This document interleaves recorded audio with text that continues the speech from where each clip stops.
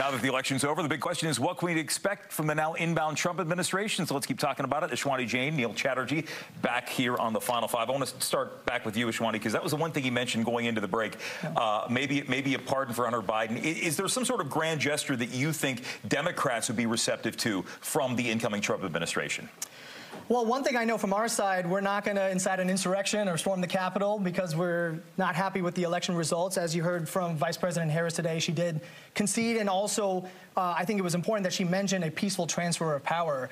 For us, I mean, again, it's really focused on the issues and understanding that, you can't use the Justice Department to target your political enemies.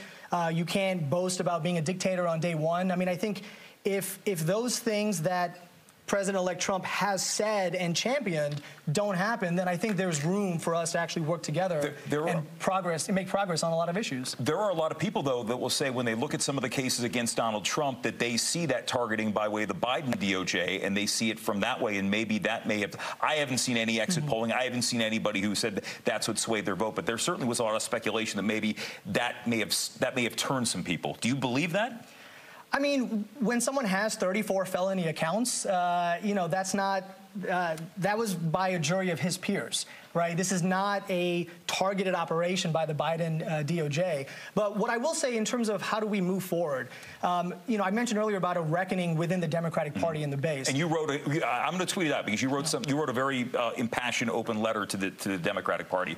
I mean, again, we have to look inwards, and that focuses on two aspects: the Democratic voter and the Democratic Party. From a voter perspective, I often hear Democratic voters say they want candidates on their side who are accountable, accessible, transparent, are bold, who get money out of politics, who focus on tangible issues, and yet they often won't get candidates like that. Those candidates will be pushed out or silenced, or they'll actually go back to the status quo. And I saw this firsthand when I ran. I was going to say, that sounds like somebody I once interviewed running for Congress before. It sounds very clear. And same thing with the Democratic Party establishment. They have to support non-status quo candidates, not just at the presidential level, again, as I mentioned, all the way down to school board, which the Republican Party has been very good at. Now the Democratic Party needs to step up and understand that you can't just support candidates who raise the most money, but actually understand their communities, are focused on tangible issues, and are communicating it in that type of way. So, good. I think you're going to jump in on that. No, but I think what I'm curious now, Neil, JD Vance will become the vice president, historic in that he'll be 40 years old when he takes the oath.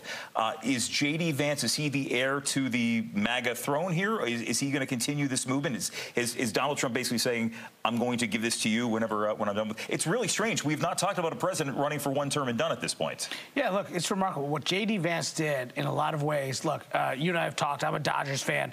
I thought what JD Vance did in the October 1st debate was the equivalent of Freddie Freeman's Game 1 Grand Slam walk-off home run. He completely changed the race. In the lead-up to that, Harris had an excellent rollout, had a wonderful convention, a perfectly executed first debate against Trump, and she was winning cycle after cycle after cycle.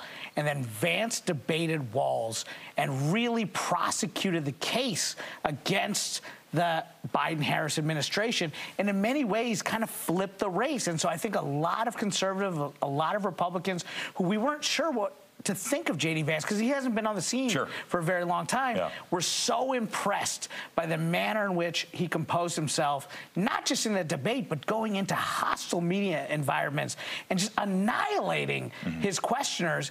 He was so impressive that I think there's no question he's the future of the Republican Party. We discussed this after that vice presidential debate. That Tim Walz, when they asked him about the Tiananmen Square comment, he really didn't have something ready to go.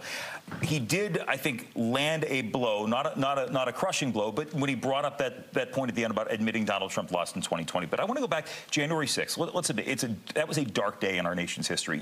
There's no candy coating that. There's been a lot of talk. Donald Trump has said, if I were to be reelected, which he has been, I would consider pardoning some of these January 6th rioters. Is that the move to go? Is that something that you expect to see?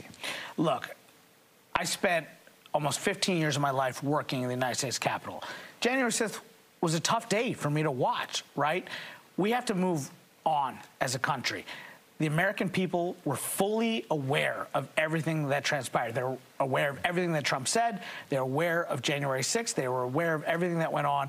They didn't believe that Donald Trump himself was responsible for what happened on January 6th, and it borne out in the votes. The guy didn't just win in the Electoral College, he won the popular vote for the first time.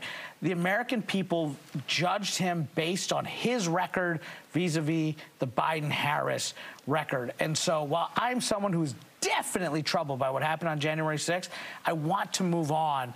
And I really, truly believe, I don't think I'm being naive about this, I think Donald Trump can, in a second term, when he's not facing voters ever again and he's focused on his legacy, I think he's going to surprise people and be a unifying figure. I'll give you 15 seconds to give the final word on this, Ashwani.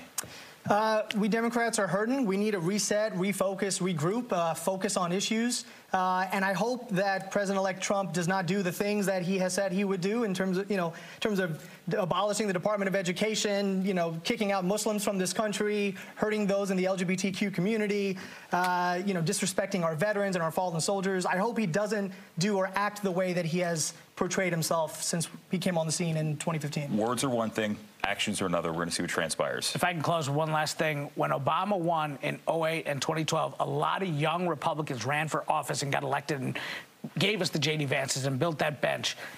I want to see guys like him run in the Trump era and, see what the future looks like. Good way to end it. Gentlemen, thank you both. Good to see you both again. Thank you. Thanks for having me. Our pleasure. Final Five is back after this.